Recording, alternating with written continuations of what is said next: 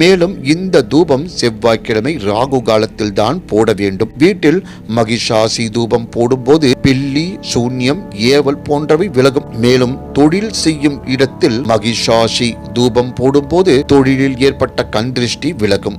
முதலில் வீட்டுக்குள் தான் தூபம் போட வேண்டும். அதன் பிறகுதான் வெளியில் தூபம் காட்ட வேண்டும். இந்த தூபம் போடுவதால் இதுவரை வீட்டில் இருந்து வந்த பீடை நீங்கும். வீட்டில் லட்சுமி கடாட்சம் கிடைக்கும். பலருக்கும் எந்த காரியமும் நடக்காமல் எது செய்ய நினைத்தாலும் அதில் பல தடைகள் ஏற்படும். இதற்கு காரணம் நம் எண்ணங்கள் தான்.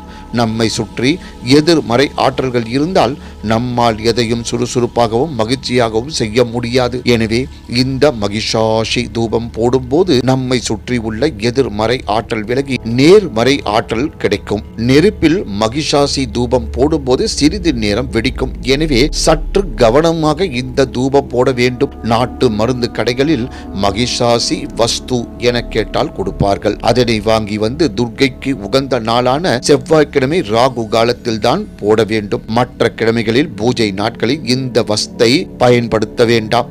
மேலும் பலருக்கு இதில் நம்பிக்கை இல்லாமல் இருக்கலாம். ஆனால் இந்த தூபம் போடும்போது நம்மிடம்